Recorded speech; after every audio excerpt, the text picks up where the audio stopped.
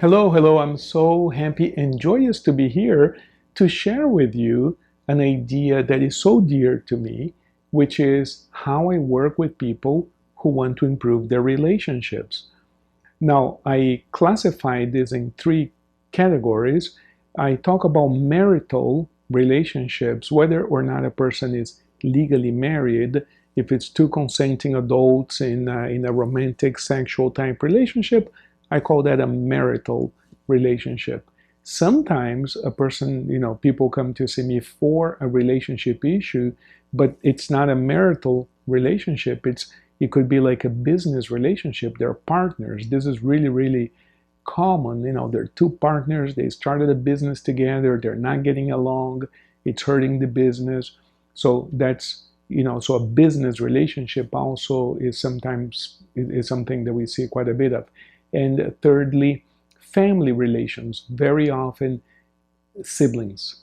Sometimes there's a lot of rivalry and a lot of issues there with siblings. But I would say about 70% of the people I have seen in 25 years who come in to see me for a relationship issue is of a marital type. And the remaining 30% are split equally among business and family type relationships.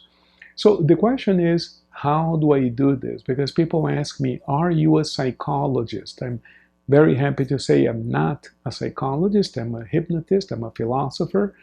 And people say, but how do you know what's wrong if you're not a psychologist? It's a common and a very fair question.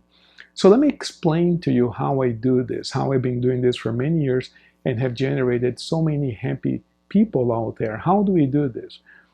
So I use 5 ideas, only 5 ideas, which boil down to 5 books in working with any two people, any relationship issue. Not all 5 apply to everybody, but the 5 books that I use are A Course in Miracles. And I'll explain to you how I use these books and how I use them in the context of hypnotherapy. So the ideas of A Course in Miracles, it doesn't mean that a client has to read the entire book to do therapy with this. I'm just saying that I borrow ideas from these 5 books. A Course in Miracles, the 5 languages of love, attachment, the way of the superior man, and the Queen's Code. So I use A Course in Miracles because it is, I believe, the premier technology when it comes to forgiveness. And one of the things that A Course in Miracles talks about is the difference between an ego-based relationship and a holy relationship. And a holy relationship is based on forgiveness. And,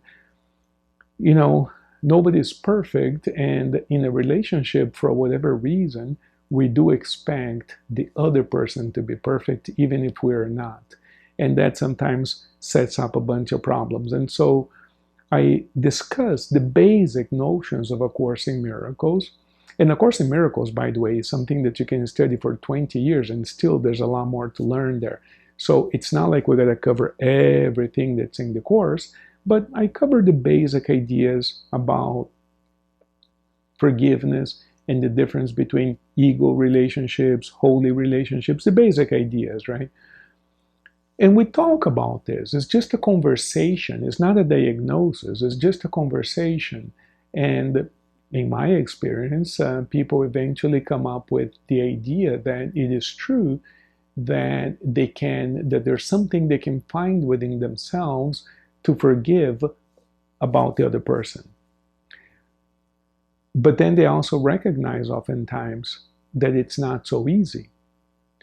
This, in my experience, doesn't take very long. When I start talking about forgiveness and holy relationships, it's almost an immediate thing. Yeah, but I could never forgive him for X, or I could never forgive her for Y, or this or that he did.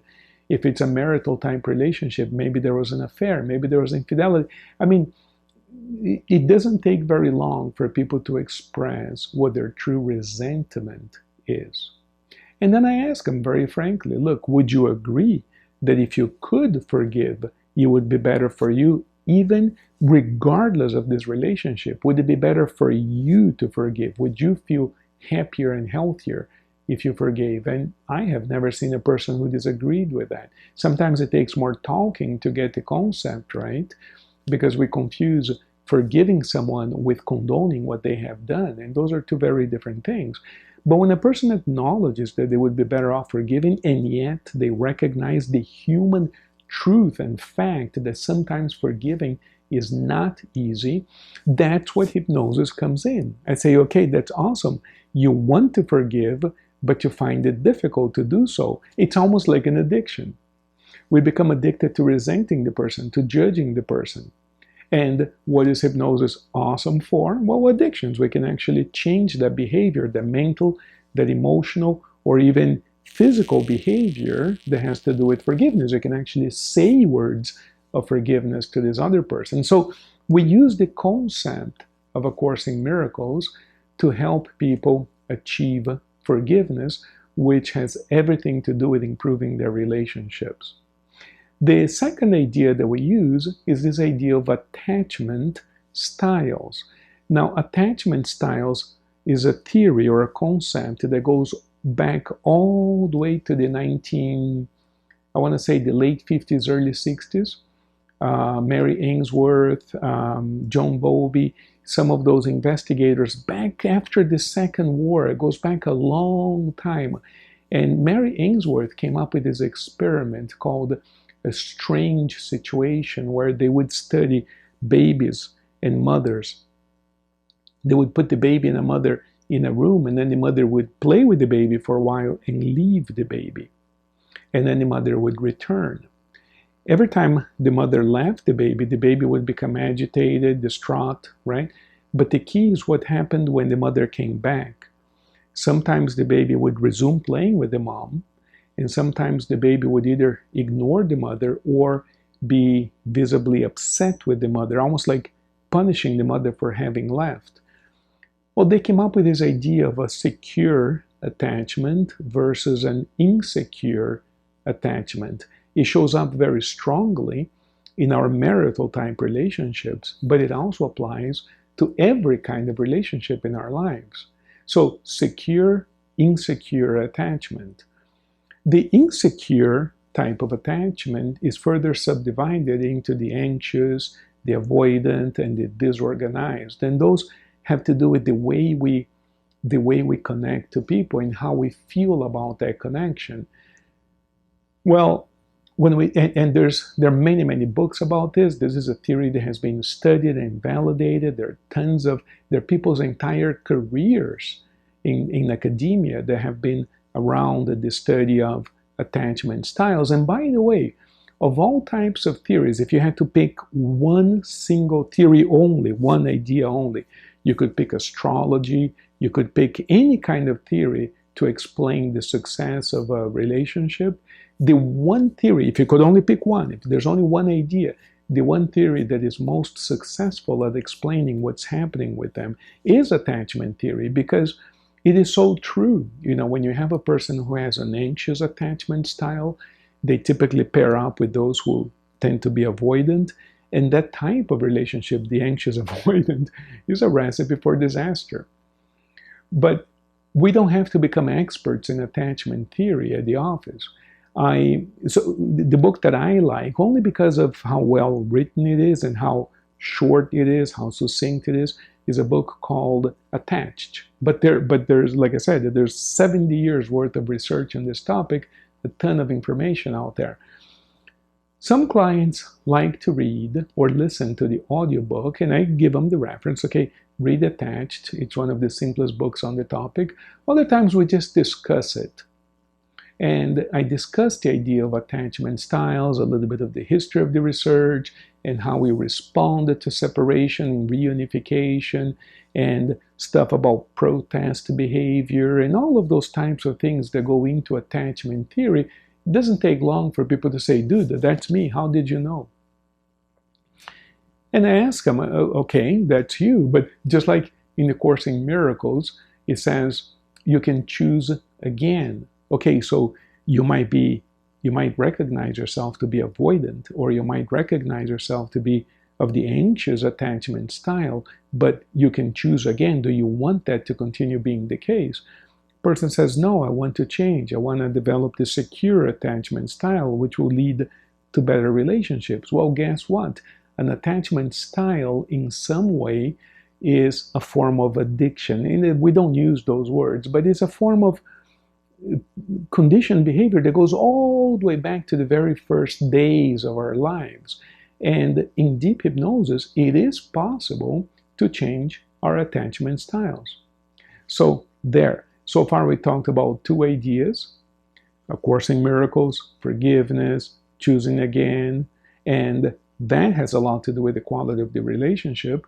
We talk about attachment styles, even if it's not a marital relationship, and we can change and improve on those areas, and that has a lot to do with the quality of the relationship. And I want to point something out to you. So far, I haven't diagnosed anything.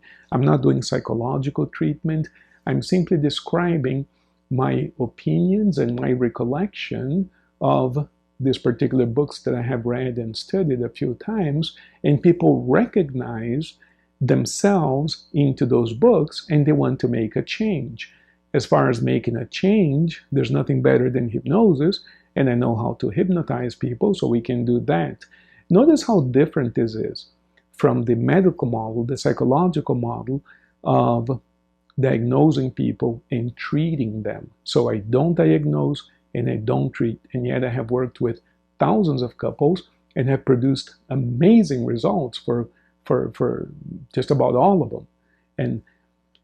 And we're not done. So there's another book or another idea that I use quite a bit, just because it makes so much sense, right? We do have different languages of love, and Gary Chapman wrote the book on the languages of love, but I'm not sure that that's a new idea. I think the book is excellent. I use it all the time. I recommend it to all the clients, but I think we all recognize that. I mean, the book is nice because it puts it in words, what we all know. It is true that some of us are more touchy, the touch type, unless you touch me, I don't know that you love me, that kind of thing. Other people are more auditory, I need to hear that you love me. Other people don't care if you say it or not, but as long as you buy me some gifts, or maybe we need to spend quality time together, or you have to do things for me, wash my car, put the gas in the tank, do things for me, deeds. And then I know that you love me. Wash the dishes, make the bed in the morning. Now I know you love me. That kind of thing, right? So this might be almost like silly examples when we look at it from the outside. But the truth is, as Gary Chapman says in the book, we have this thing called a love bucket. And sometimes a couple will come in and they'll say, yeah, I know he loves me, or I know she loves me, but I don't feel loved. And you may relate to this. And that's happening because your partner is not expressing love in a language, quote unquote, that is your language, and therefore it's not registering. For instance, if a person has a language of love that is related to words of affirmation, they need to hear the words, I love you, you're important to me. They need to hear those words. Perhaps that's not your language of love. Perhaps your language of love is buying gifts, let's say. So every day you come home and you bring a little gift and you think about this person and you spend an hour at the store thinking of the perfect this or the perfect that, and you do that because that is your language of love and that is your way of expressing love. And then you come home and you give your significant other this gift that you took an hour to choose, and the person looks at it and says, oh, that's nice, puts it down, never looks at it again, and you feel all hurt. And you say, I cannot understand this. I bring you gifts, and I don't feel that, we're not getting along, we're not understanding. Well, the other person, it's not that they don't like the gifts, it's that it doesn't register the same way that it would register if you told them, in this example, if you told them, I love you, you matter to me, that kind of thing. So Gary Chapman talks about 5 primary languages of love, and then there's subtypes and combinations. But the point is that when we study our significant other, we quickly realize what their language of love is. And if we're capable of expressing love to them in their language, not ours, then they'll feel loved. And presumably they have the same interest in studying you and expressing love to you in your language so that you may feel loved as well. And that's one huge thing that causes couples to get along better and solve the problem. And once again, I haven't diagnosed anybody and I haven't treated anybody, right? I simply talk about this book that I've read and I have applied it to my own life and I think it's an awesome idea. So I talk about languages of love and how we express ourselves in a relationship, and people are like, oh yeah, that's me, oh yeah, that's me, you know. And I say, okay, but what's your partner like? Oh no, my partner is definitely like this. And they recognize this. I haven't diagnosed anybody. This guy says, I'm like this. This woman says, I'm like this. And I ask them, would you recognize that if you express the love to one another in each other's languages, the other party would be more likely to receive it, to feel loved? And everybody says, of course. You know, okay, go do it. They try a couple of days and they realize it's not so easy because I'm used to expressing myself this way. I know, but do you want to change? Once again, Course in Miracles, choose again. Yeah, I want to choose again. I want to change. I want to change my way, not changing who I am, but changing how I express what I feel towards you. How I express. Okay, we can do that. Hypnosis once again. See, no diagnosis, no treatment. They recognize a change that would be useful, and we can make that change. And the other two books that I use, The Way of the Superior Man, talks about, it's not about sex or anything, but it's about the masculine energy. And the Queen's Code is about the feminine energy. And those books, I find them fascinating. I've read them both several times, and I find it to be really, really useful. And a lot of couples who come to see me, particularly in the case of marital couples, they find that that balance, that energy balance, is off between them for whatever reason. Sometimes it's rooted in hormonal imbalances that has to do with health. Sometimes it's rooted, all kinds of things, right? Again, I don't diagnose anybody. We talk about the energy. And here's how I do that part of it. I ask the man to read the Queen's Code, and I ask the woman to read. In this case, I do ask them to read the books. They're not very long, the books. So I crisscross them. I ask the man to read the woman's book, and I ask the woman to read the man's book. But we make a deal. You cannot tell your partner what book I asked you to read. So it's kind of a secret. And they come in individually for that part of the process. So the man reads the book about the woman, and the woman reads the book about the man. And when they come in alone, the partner still doesn't know what they have been reading. When they come in alone, we talk about that, and I ask them, okay, would you like a woman like that? And I never met a man who says, I wouldn't. They all say, yeah, man, that's awesome.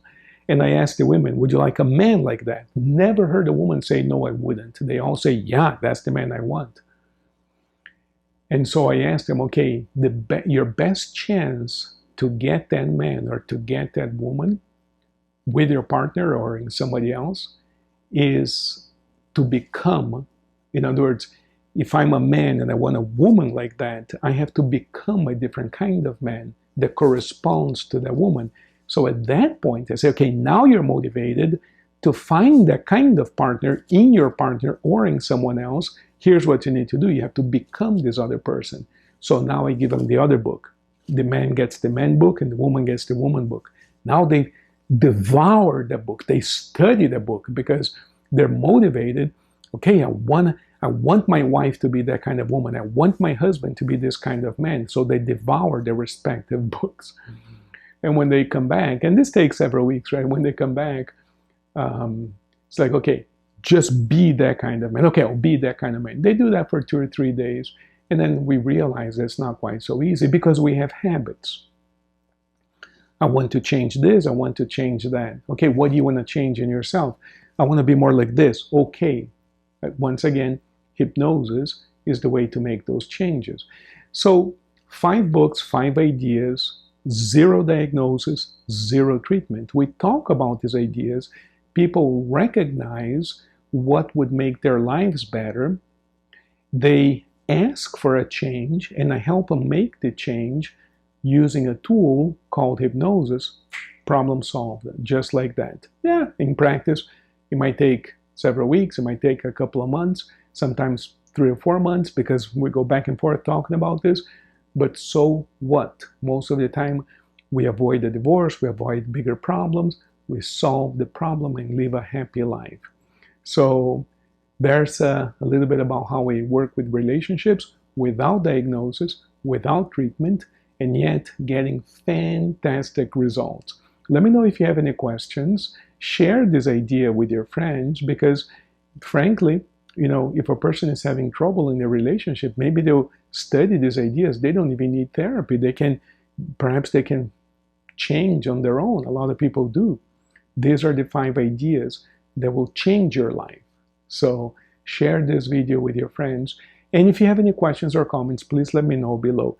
And if I may ask you, if you're getting value out of these videos, would you kindly consider subscribing? You would encourage me to create this type of content. Thank you very much. Have a blessed day. Bye-bye.